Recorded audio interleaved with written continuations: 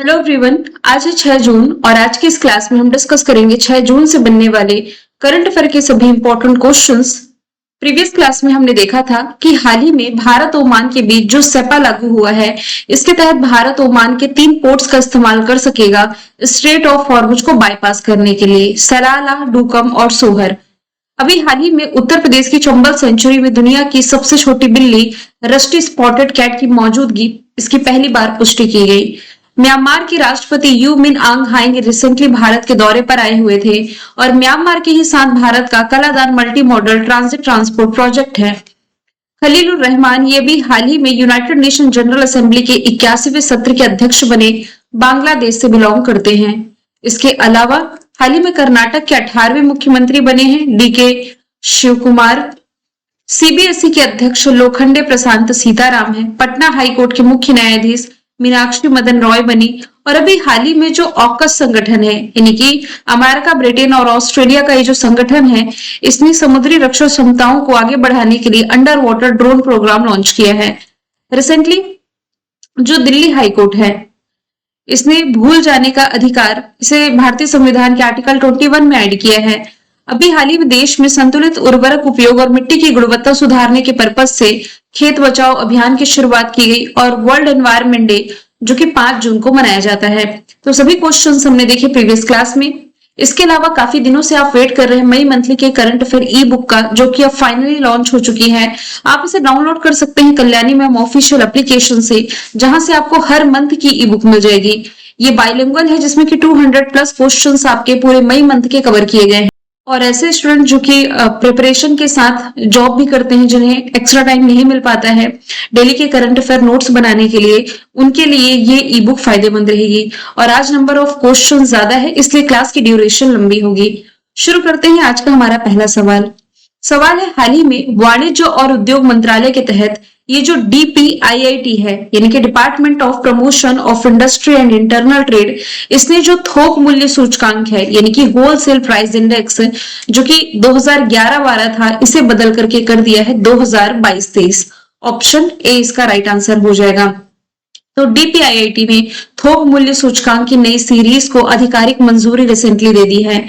इसके अनुसार जो थोक मूल्य सूचकांक है, ये 2011-12 से बदल करके 22-23 कर दिया गया है और इसमें होलसेल प्राइस इंडेक्स सीरीज के बास्केट में जो शामिल चीजें थी, इसकी कुल संख्या 697 से बढ़ा करके 957 कर दी गई है। अब हम समझ लेते हैं एकदम बेसिक से। यहां पर जो टर्म लिखा हुआ है WPI, इसका क्या मतलब होता है? तो देखिए, हिंदी में तो लिखा हुआ है थोक मूल्य सूचकांक। इसे भारत का आर्थिक सलाहकार कार्यालय है जो कि ये जारी करता है। ये एक ऐसा पैमाना है जो कि ये बताता है कि थोक बाजार में बिकने वाली चीजों की कीमतों में कितना बदलाव आया है, और इससे क्या पता चलता है? देश में थोक महंगाई का पता चलता है।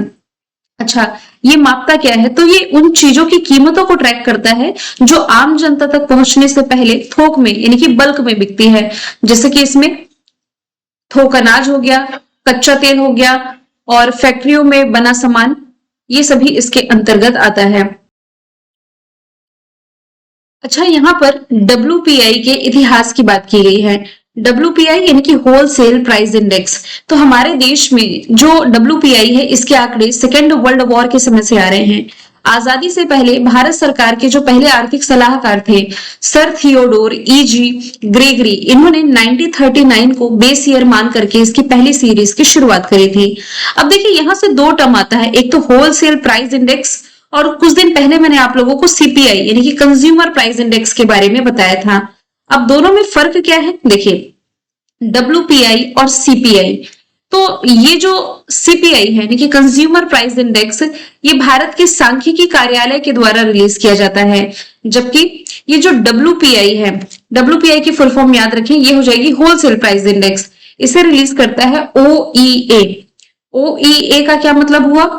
Office of the economic adviser. Hindi में कहें तो आर्थिक सलाहकार कार्यालय के द्वारा ये रिलीज किया जाता है और ये कार्यालय जो है वाणिज्य और उद्योग मंत्रालय के अंतर्गत आता है। उर्जित पटेल समिति की सलाह पर आरबीआई महंगाई को कंट्रोल करने के लिए मुख्य रूप से सीपीआई का ही इस्तेमाल करता है। और कुछ दिन पहले ही करंट अफेयर में मैंने आप लोगों को बताया था कि सीपीआई ने भी अपना बेस ईयर चेंज करके क्या कर दिया है, 2024। जरा कमेंट बॉक्स में बताना सीपीआई का बेस ईयर पहले क्या था। ये दो इंपॉर्टेंट पॉइंट है, कहीं ना कहीं आपके एग्जाम का पार्ट ये बन सकता है। तो मूल रूप से यदि हम देखें कि डब्ल्यूपीआई और सीपीआई में अंतर क्या है, तो थोक व्यापारी द्वारा बेची जाने वाली कीमतों को क्या कहा जाता है, होलसेल प्राइस इंडेक्स, डब्ल्यूपीआई। और इसी के जस्ट अपोजिट एक आम ग्राहक जो है, ये अपनी रोजमर्रा की जरूरत जैसे कि दूध लेना हो, सब्जियां लेना हो या कपड़े लेना हो, इसके लिए जो खुदरा कीमत चुकाता है ना, उसे कहा जाता है कंज्यूमर प्राइस इंडेक्स, सीपीआई यानी कि उपभोक्ता मूल्य सूचकांक। आई होप यहां से इफेक्ट आपके क्लियर हो गए होंगे। तो यहाँ पर हम देख रहे हैं कि जो थोक मूल्य सूचकांक है, इसका बेस ईयर 2022-23 कर दिया गया है, जो कि पहले 2011-12 था। और कंज्यूमर प्राइस इंडेक्स ये चेंज करके इसका आधार वर्ष 2024 कर दिया गया है। अगला सवाल है, इनमें से कौन सा देश है जो कि पहली बार संयुक्त राष्ट्र सुरक्षा परिषद में अस्थायी सदस्य चुना गया है? तो आंसर इसका हो जाएगा किर्गिस्तान। ऑप्शन नंबर सी इसका राइट आंसर हो जाएगा। तो 3 जून 2026 को हुए चुनाव में किर्गिस्तान पहली बार यूनाइटेड नेशंस सिक्योरिटी काउंसिल का अस्थायी सदस्य चुन लिया गया है। इसका जो कार्यकाल है ये 2 वर्ष का होगा और ये शुरू होगा 1 जनवरी 2027 से, यानी कि 6 महीने बाद। इसे उसकी कूटनीतिक उपलब्धि माना जा रहा है और वह एशिया प्रशांत समूह यानी कि एशिया पैसिफिक ग्रुप से चुना गया है। समझ लेते हैं हम ये संयुक्त राष्ट्र सुरक्षा परिषद है क्या। जो यूनाइटेड नेशंस है ना, यानी कि संयुक्त राष्ट्र, 24 अक्टूबर इसका फॉर्मेशन ईयर है। न्यूयॉर्क अमेरिका में हेडक्वार्टर है और एंटोनियो गुटेरेस इसके अध्यक्ष हैं। इसके कुल 6 भाग हैं। एक है United Nations general assembly. United Nation General assembly यानी कि संयुक्त राष्ट्र महासभा, जिसके 81वें अध्यक्ष अभी हाल ही में बांग्लादेश के ही बने, जिसका डिस्कशन हमने कल किया था, आगे भी आएगा। फिर एक इसका सचिवालय है। फिर सिक्योरिटी काउंसिल यानी कि यूनाइटेड नेशंस सिक्योरिटी काउंसिल, सुरक्षा परिषद की बात की जा रही है। इकोनॉमिक एंड सोशल काउंसिल और एक है इसका ट्रस्टीशिप काउंसिल। ये जो 5 भाग मैंने बताए हैं, इन सभी के हेडक्वार्टर कॉमन है न्यूयॉर्क में।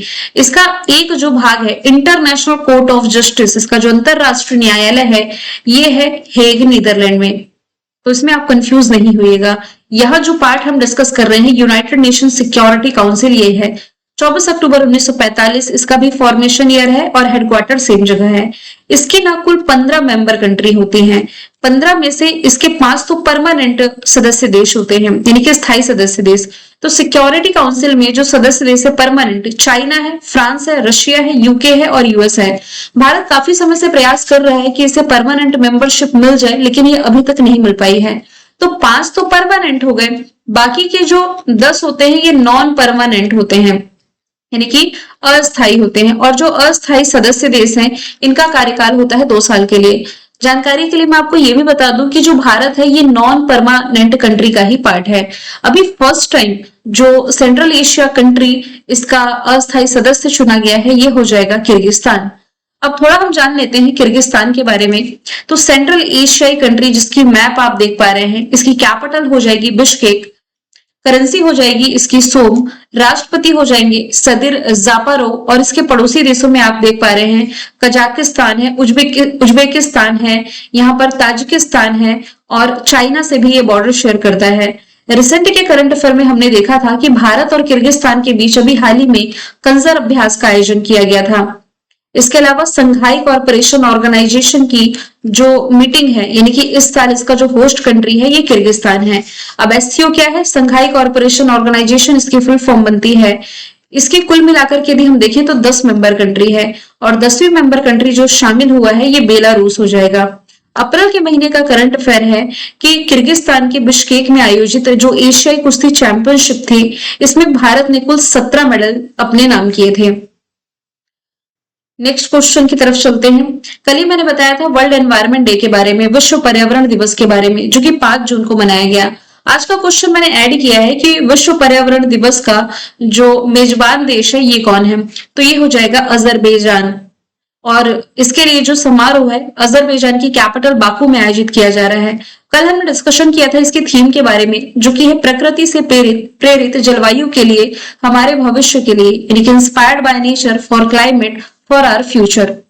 अब अजरबैजान को यदि आप मैप के थ्रू देखेंगे ना, तो देखिए थोड़ी ही दूरी पर, इससे हमने अभी किर्गिस्तान डिस्कशन किया था, ये कजाकिस्तान के थोड़ा ऊपर में है। अब यहाँ से हम अजरबैजान के बारे में डिस्कशन करेंगे। मैप के थ्रू यदि आप देख पा रहे हैं तो ये कैस्पियन सी से बॉर्डर शेयर कर रहा है।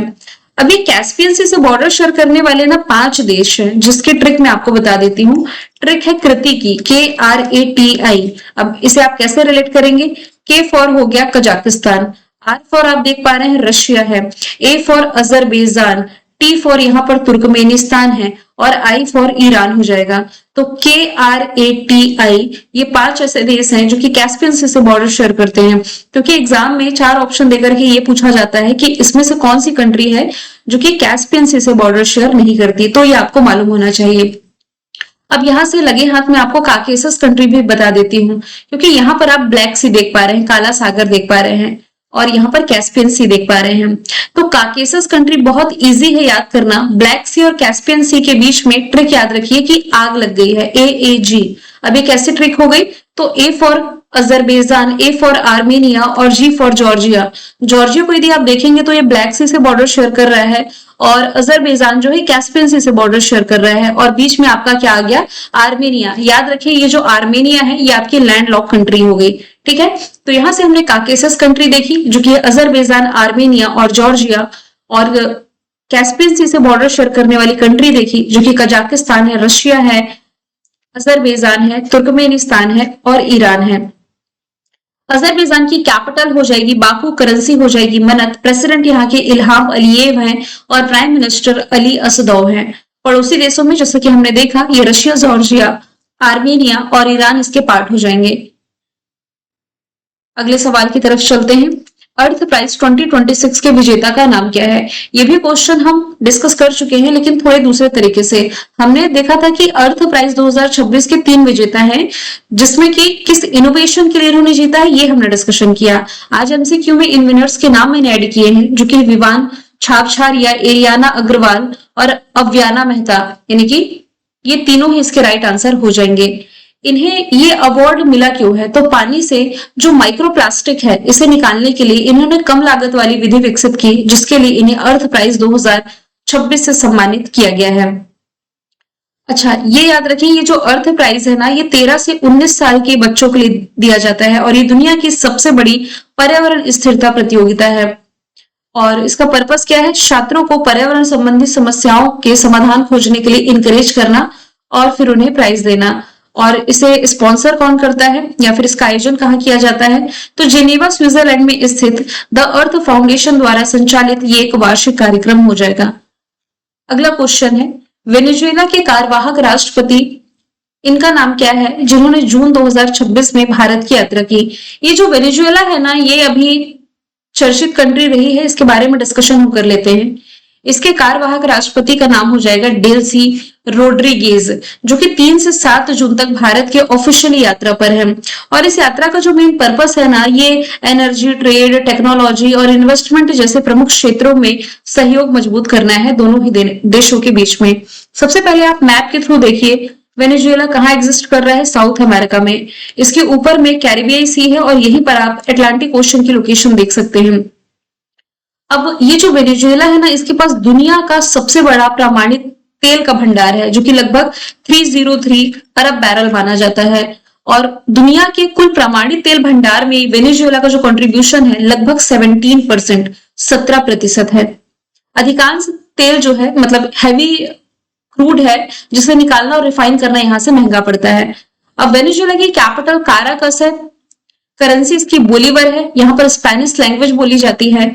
और दुनिया का जो सबसे ऊंचा झरना है, वाटरफॉल, एंजल वाटरफॉल, ये वेनेजुएला में ही है। ये 3 से 4 साल पुराना करंट अफेयर का क्वेश्चन है, लेकिन रिसेंट के एग्जाम में पूछा गया था कि हम्बोल्ट ग्लेशियर के समाप्त होने के साथ ही वेनेजुएला ने अपने सभी ग्लेशियर से जो कि ये खो दिए हैं। ये क्वेश्चन इंपॉर्टेंट है। अच्छा, वेनेजुएला से एक और इंपॉर्टेंट पॉइंट आप याद रखें कि वेनेजुएला के जो पूर्व राष्ट्रपति थे निकोलस मादुरो, इन्हें अमेरिकी सेना के द्वारा कुछ समय पहले ही गिरफ्तार किया गया है। सवाल नंबर 6वां है, किस महिला टेनिस खिलाड़ी ने रिटायरमेंट के 4 साल बाद वाइल्ड कार्ड के जरिए प्रोफेशनल टेनिस में वापसी करी है? तो इनका नाम हो जाएगा Serena Williams. Option C right answer हो जाएगा। तो वुमेन्स टेनिस एसोसिएशन टूर ने 1 जून 2026 को अमेरिका की जो स्टार खिलाड़ी है सेरेना विलियम्सन की वापसी की घोषणा करी है। 44 इनकी उम्र है। सेरेना विलियम्स जो है लंदन में होने वाले Queen's Club grass court tournament में डबल्स खेलने के लिए वाइल्ड कार्ड एक्सेप्ट कर चुकी हैं। टेनिस का डिस्कशन है ना, तो यहां से आप 4 ग्रैंड स्लैम रिलेट कर सकते हैं। साल के शुरुआत में सबसे पहले आपका होता है ऑस्ट्रेलियन ओपन, फिर होता है फ्रेंच ओपन फेब मार्च के समय, मई जून के समय होगा आपका विंबलडन ओपन और लास्ट में सबसे होता है यूएस ओपन। इसमें जो हार्ड कोर्ट है, माफ कीजिएगा, जिसमें जो ऑस्ट्रेलियन ओपन है और यूएस ओपन है ये आपका हार्ड कोर्ट पर खेला जाता है। जो फ्रेंच ओपन है ये आपका खेला जाता है क्ले कोर्ट पर यानी कि मिट्टी के मैदान पर, जबकि विंबलडन ओपन आपका ग्रास कोर्ट पर खेला जाता है। सबसे पुराना टूर्नामेंट इसमें आपका विंबलडन ओपन ही हो जाएगा, जिसकी शुरुआत जो है 1877 से की गई थी। अब अगले सवाल की तरफ चलते हैं। वर्ल्ड बाइसिकल डे, ये मैंने आपको वैसे बता दिया था वन लाइनर में, लेकिन आज इसकी थीम ऐड करी है मैंने। वर्ल्ड बाइसिकल डे जो कि जून महीने की 3 तारीख को मनाया जाता है, इसे यूनाइटेड नेशन जनरल असेंबली ने अप्रैल 2018 में ऑफिशियली तौर पर मनाए जाने की घोषणा करी थी। इस बार की थीम है हरियाली भरे भविष्य के लिए साइकिल चलाना, यानी कि cycling for a greener future. जून महीने में हमने 1 जून को देखा है वर्ल्ड मिल्क डे, 2 जून है तेलंगाना का स्थापना दिवस, 3 जून वर्ल्ड बाइसिकल डे और 5 जून विश्व पर्यावरण दिवस यानी कि वर्ल्ड एनवायरमेंट डे हो जाएगा। अगला क्वेश्चन है, किस राज्य में ऑपरेशन डेल्टा हंट की शुरुआत की गई है? तो अभी हाल ही में इसकी शुरुआत गुजरात में की गई है। अब देखिए इसका पर्पस क्या है, तो राज्य में इलीगल रूप से रह रहे जो बांग्लादेश घुसपैठी है इसकी पहचान करने के लिए, साथ ही राष्ट्रीय सुरक्षा सुनिश्चित करने के लिए गुजरात गवर्नमेंट ने रिसेंटली ऑपरेशन डेल्टा हंट की शुरुआत कर दी है। अभी 2026 में रिसेंट में हमने कुछ इंपॉर्टेंट ऑपरेशंस देखे हैं जो कि नेशनल और इंटरनेशनल लेवल पर चलाए गए।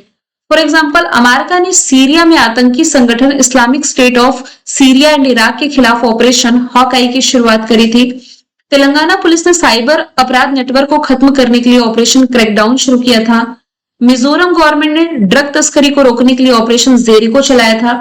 स्ट्रेट ऑफ हॉर्मुज के रास्ते भारत आने वाले जो जहाज हैं इनकी सुरक्षा के लिए इंडियन नेवी ने ऑपरेशन ऊर्जा सुरक्षा चलाया था।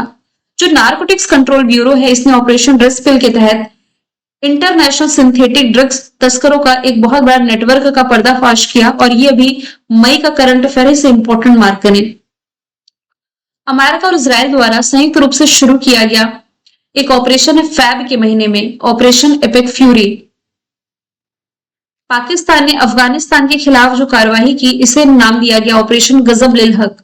भारतीय सेना ने सिक्किम में बर्फबारी के कारण फंसे टूरिस्टों को बचाने के लिए ऑपरेशन हिमराहत चलाई थी। ऑपरेशन शस्त्रीय दिल्ली गवर्नमेंट ने चलाया था हथियारों की शेयरिंग और ऑनलाइन गलत भाषा के इस्तेमाल से निपटने के लिए। ऑपरेशन स्वदेश और सिंधु ये दोनों ही भारत सरकार के द्वारा ईरान में चलाए गए ऑपरेशन है, यानी कि ईरान में प्रदर्शन के दौरान भारतीयों को वापस लाने के लिए, जिसमें कि जून 2025 में चलाया गया था ऑपरेशन सिंधु और इस साल जनवरी 2026 में चलाया गया है ऑपरेशन स्वदेश। एडिशनल तौर पर आप याद रखना चाहें ना तो 2025 के और इंपॉर्टेंट ऑपरेशंस में आपको बता देती हूँ। फॉर एग्जांपल यूक्रेन, तो यूक्रेन में से भारतीय जो फंसे हुए हैं रशिया यूक्रेन कॉन्फ्लिक्ट के बीच में उन्हें निकालने के लिए ऑपरेशन गंगा की शुरुआत की गई थी। इजराइल पैलेस्टाइन विवाद के बीच में इजराइल से भारतीयों को निकालने के लिए ऑपरेशन अजय चलाया गया था। और अभी भारत का जो पड़ोसी है म्यांमार में एक ऑपरेशन चलाया गया था रिसेंटली, इसका नाम ब्रह्मा हो जाएगा। और 2 साल पहले इसी म्यांमार में भारत ने ऑपरेशन करुणा की भी शुरुआत करी थी। सवाल नंबर 9 है, माविन मिशन ये किस ग्रह से संबंधित है जिसे नासा ने हाल ही में समाप्त कर दिया है? तो देखिए ये मार्स से यानी कि मंगल ग्रह से रिलेटेड है। अब ये नासा का मिशन था, नाम है माविन, इसे समाप्त कर दिया गया है, तो इसके बारे में डिस्कशन कर लेते हैं। नासा ने 6 महीने तक अंतरिक्ष यान से संपर्क टूटने के बाद ही इसकी समाप्ति की घोषणा कर दी है। नासा के द्वारा ऑफिशियली तौर पर समाप्त किया गया जो मिशन है इससे जुड़ी कुछ बातें यहाँ पर मेंशन है, जैसे कि माविन की फुल फॉर्म बनती है Mars atmosphere and volatile evolution. इसे 2013 में लॉन्च किया गया था। इसका जो मेन पर्पस है ये मंगल ग्रह के ऊपरी वायुमंडल और वहां से गैसों के अंतरिक्ष में गायब होने की प्रक्रिया का अध्ययन करना था। लॉन्च किया गया 2013 में, लेकिन 6 महीने तक ये इससे संपर्क नहीं हो पाया, तो इस मिशन की समाप्ति की घोषणा कर दी नासा ने। नासा किस देश की स्पेस एजेंसी है? अमेरिका की। फॉर्मेशन ईयर 1958, वॉशिंगटन डीसी इसका हेडक्वार्टर है।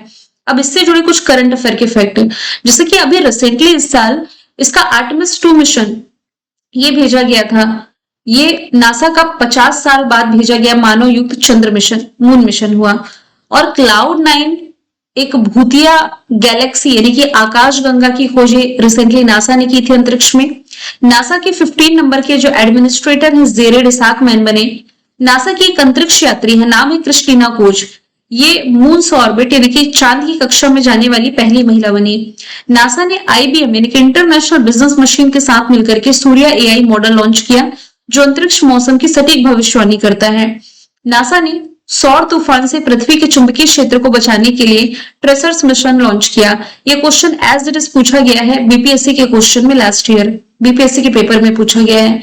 पंच मिशन जिसे नासा के द्वारा लॉन्च किया जाएगा, जो सूर्य के बाहरी कोरोना और सोलर विंड का अध्ययन करने के लिए है।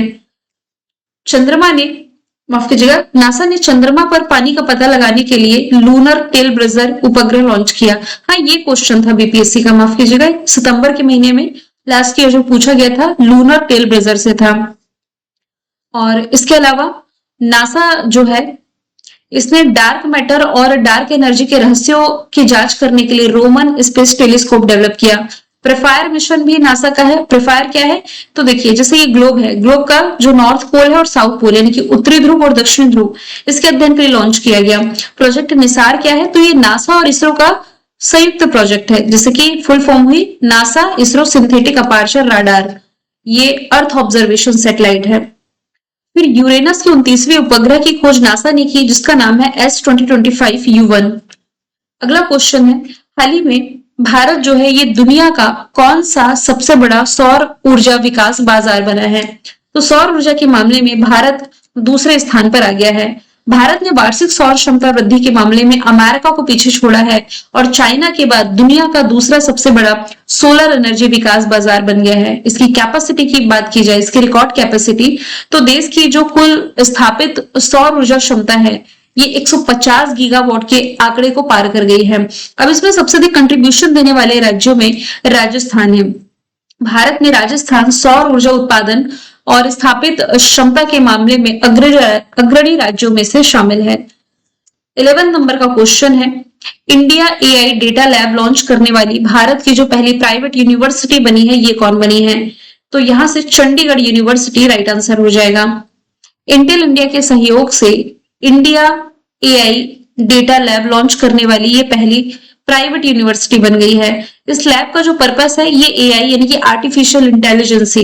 देखिए, इजी लैंग्वेज में AI होता क्या है?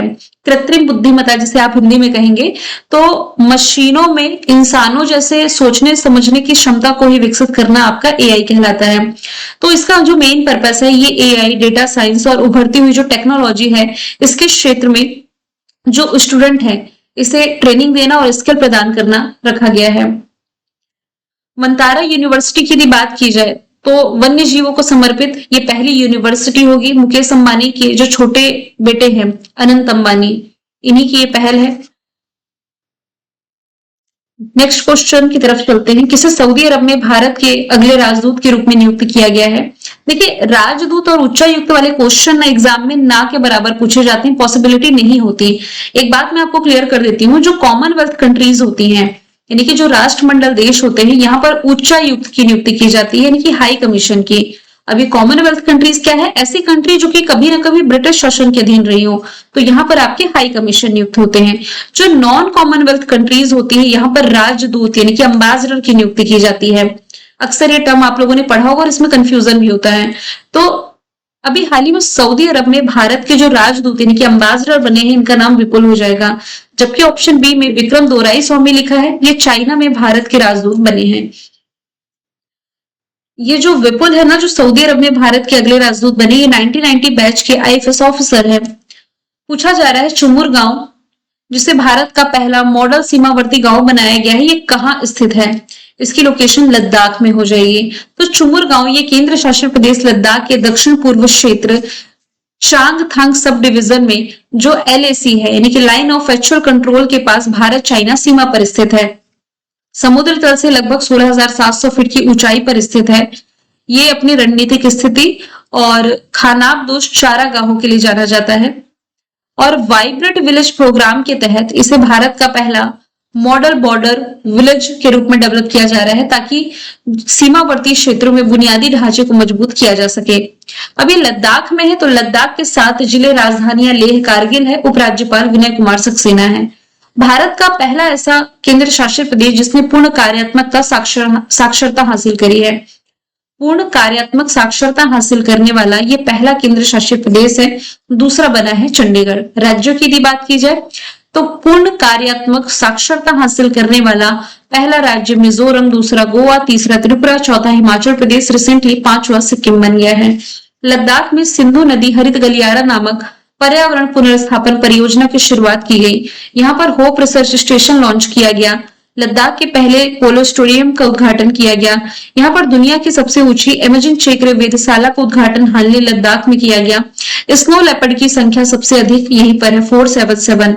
यहाँ पर स्थित काकसर ब्रिज का नाम बदल करके कैप्टन अमित भारद्वाज के नाम पर रख दिया गया और इसरो का पहला एनालॉग अंतरिक्ष मिशन ये लेह लद्दाख में लॉन्च किया गया। 14 नंबर का क्वेश्चन है, संयुक्त राष्ट्र महासभा यानी कि यूनाइटेड नेशन जनरल असेंबली के ऐतिहासिक तथ्यों से संबंधित कौन सा इसमें सही मैच नहीं कर रहा है? अब देखिए, यूनाइटेड नेशन जनरल असेंबली का एक क्वेश्चन मैंने आपको कल बताया है। यदि आपने कल की क्लास देखी होगी तो कहीं ना कहीं आप रिलेट कर पाएंगे। बांग्लादेश के कोई व्यक्ति हैं जो कि यूनाइटेड नेशन जनरल असेंबली के 81 नंबर के अध्यक्ष बने हैं। अब आपको कमेंट बॉक्स में ये बताना है, कल ही का क्वेश्चन है, ये बने कौन है, नाम क्या है इनका। अब चलिए, यूनाइटेड नेशन जनरल असेंबली से रिलेट करते हुए कुछ फैक्ट लिखे हुए हैं। फैक्ट क्या है कि विजया लक्ष्मी पंडित ये यूनाइटेड नेशंस जनरल असेंबली की पहली महिला अध्यक्ष है, 1953 में बनी थी। ये पॉइंट यहाँ से बिल्कुल सही है, स्टैटिक जी का फैक्ट है। Humayun Rashid Chowdhury United Nation General Assembly के 41 सत्र के अध्यक्ष थे। संयुक्त राष्ट्र चार्टर का जो आर्टिकल नंबर 21 है, ये यूनाइटेड नेशन जनरल असेंबली के अध्यक्ष के चुनाव का प्रावधान करता है। 3 पॉइंट यहाँ से बिल्कुल सही है। यहाँ पर ऑप्शन सी जो लिखा हुआ है कि एंटोनियो गुटेरेस संयुक्त राष्ट्र महासभा के वर्तमान महासचिव हैं, यही यहाँ पर गलत हो जाएगा क्योंकि एंटोनियो गुटेरेस जो कि पुर्तगाल से बिलोंग करते हैं, ये यूनाइटेड नेशंस के अध्यक्ष हैं। यूनाइटेड नेशन जनरल असेंबली का तो अभी 21वां सत्र शुरू होगा सितंबर से। अभी इसका 80वां सत्र चल रहा है जिसकी अध्यक्ष है जर्मनी की एनालेना ब्यारबाक। आपको कमेंट बॉक्स में बताना है कि अब जो नेक्स्ट संभालेंगे सितंबर से, इनका पद क्या होगा, मतलब नाम क्या होगा। अगला सवाल है, खलीलुर रहमान जो कि चुनाव में किस देश के उम्मीदवार को हरा करके 81वें यूनाइटेड नेशन जनरल असेंबली सत्र की अध्यक्षता जीते हैं। तो 15वें क्वेश्चन में जो क्वेश्चन अभी मैंने आपसे प्रीवियस क्वेश्चन में पूछा, इसका आंसर ही आ गया। तो यूनाइटेड नेशन जनरल असेंबली के 81वें सत्र की अध्यक्षता करेंगे खलीलुर रहमान, सितंबर से पदभार संभालेंगे और इन्होंने इस चुनाव के लिए किस देश के प्रतिद्वंदी को हराया है? साइप्रस के। साइप्रस के जो उम्मीदवार है एंड्रियास एस काकारुस को हरा करके ये यूनाइटेड नेशन जनरल असेंबली के अध्यक्ष का पदभार संभालने जा रहे हैं जो कि सितंबर से शुरू होगा। तो इन्हें 99 वोट्स मिले, इनके प्रतिद्वंदी को मिले हैं 91 वोट्स। यहाँ पर साइप्रस का यदि हम डिस्कशन करें, देखिए आसपास की कंट्री यदि आप देख पा रहे हैं तो यही हमने अजरबैजान डिस्कशन किया, यही हमने आर्मेनिया डिस्कशन किया, यहीं पर हमने जॉर्जिया डिस्कशन किया। काकेसस कंट्री पढ़ी ना, ब्लैक सी पढ़ा। अब आ जाइए इसके नीचे मेडिटेरियन सी की तरफ। तो मेडिटेरियन सी में यहाँ पर आप देख पा रहे हैं साइप्रस जिसकी कैपिटल निकोसिया, करेंसी यूरो है, ऑफिशियल लैंग्वेजेस यहाँ की ग्रीक और तुर्की है, यूरोप महाद्वीप का ये पार्ट होगा। नेक्स्ट क्वेश्चन है, भारत के यूपीआई को अपनाने वाला जो 9वां देश बना है ये कौन बना है? कंबोडिया इसका राइट आंसर हो जाएगा। तो हाल ही में जो कंबोडिया है इसने भारत के यूपीआई की फुल फॉर्म बनती है यूनिफाइड पेमेंट इंटरफेस, इसे ऑफिशियली तौर पर अपना लिया है और इसे स्वीकारने वाला ये दुनिया का 9वां देश बना। इसके लिए पार्टनरशिप किसके किसके बीच हुई है? तो भारत का जो एनपीसीआई है यानी कि national payment corporation of India, इसकी अंतरराष्ट्रीय शाखा NIPL और कंबोडिया का जो LEDA बैंक है, इसके बीच में ये समझौता किया गया है। आपको कमेंट बॉक्स में बताना है कि भारत के यूपीआई को स्वीकार करने वाला जो पहला कंट्री था ये कौन था।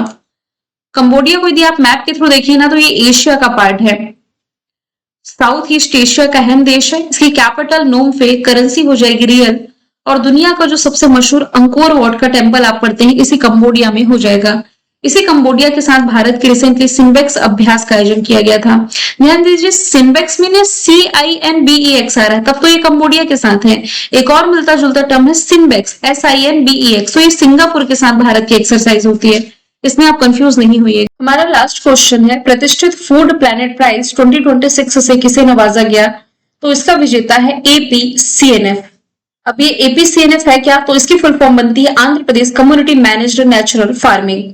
तो स्वीडन के बोस्टाड में हुए एक शानदार इवेंट में भारत के आंध्र प्रदेश सामुदायिक प्रबंधित प्राकृतिक खेती, जिसकी फुल फॉर्म मैंने इंग्लिश में बता ही दी है, इसे फूड प्लैनेट प्राइज 2026 से नवाजा गया है। तो इस अवार्ड की अहमियत क्या है? तो फूड प्लैनेट प्राइज जो है ये दुनिया का सबसे बड़ा पर्यावरण अवार्ड है, जिसे 2019 में स्वीडन के कर्ट बर्गफोस फाउंडेशन के द्वारा शुरू किया गया था। अब ये APCNF है क्या? तो देखिए आंध्र प्रदेश का ये जो सामुदायिक प्रबंधित प्राकृतिक कृषि कार्यक्रम है, इसकी शुरुआत वर्ष 2016 में की गई थी आंध्र प्रदेश सरकार के कृषि विभाग के अंतर्गत कार्यरत रायतु साधिका संस्था के द्वारा। इसका पर्पस क्या है? तो किसानों को रासायनिक उर्वरक और कीटनाशक पर निर्भरता कम करते हुए जो प्राकृतिक खेती है, जो आपकी नेचुरल फार्मिंग है, इसे अपनाने के लिए इनकरेज करना, ये इसका पर्पस था, जिसने अभी फूड प्लैनेट प्राइज 2026 से जीत लिया है। इस साल का मृदा किसान नायक अवार्ड जीता वल्लुवन ने, संयुक्त राष्ट्र मिलिट्री जेंडर एडवोकेट अवार्ड जीता अभिलाषा बराक ने। भारतीय मूल के जो 2 वैज्ञानिक हैं, अब्दुल करीम कीर्तन घेड़ा, इन्हें साउथ अफ्रीका ने अपनी हाईएस्ट सिविल ऑनर से सम्मानित किया। अमेरिका में यूनिवर्सिटी इनोवेटर अवार्ड मिला है डॉक्टर शेखर सुमन को। यांग सुआंग जी को ताइवान ट्रैवलॉग के लिए इस साल का इंटरनेशनल बुकर पुरस्कार मिला। यूनेस्को गिलेर्मो कानो वर्ल्ड प्रेस फ्रीडम अवार्ड मिला सूडानी पत्रकार सिंडिकेट को। सुपर्णा शर्मा के साथ साथ जो आनंद आरके है, इन्हें पुलित्जर अवार्ड मिला। Business reformer of the year Chandrababu Naidu, breakthrough prize in fundamental physics से सम्मानित किया गया अतनुनाथ को। विश्व जलवायु नेता सम्मेलन में ग्लोबल ग्रीन आइकन से सम्मानित किए गए Jogan Pilli Santosh Kumar. WWF national award N Aleem Yusuf को। MS Swaminathan award Srinivas Rao. Harvard South Asian person of the year Sayani Gupta. Lata Dinanath Mangeshkar award Kailash Satyarthi के नाम। एबल प्राइज ये जर्मनी के मैथमेटिशियन गेट फाल्टिंग्स के नाम। Jnanpith award Vairamuthu. Stockholm जल पुरस्कार काव्य मदानी ने जीता है। मैंने कल आपसे पूछा था जेनिस जॉनसन को चौथी बार किस देश का प्रधानमंत्री नियुक्त किया गया? इसका आंसर था स्लोवेनिया, यूरोपियन कंट्री है। आज का सवाल है तमिलनाडु के किस किसान को हाल ही में संयुक्त राष्ट्र फूड एंड एग्रीकल्चर ऑर्गेनाइजेशन के द्वारा सतत और पुनर्योजी कृषि में उनके सफलता के लिए मृदा किसान नायक के रूप में सम्मानित किया गया? आंसर इसका जो भी है कमेंट बॉक्स में बताइए। मिलेंगे हम नेक्स्ट क्लास में। Thank you so much.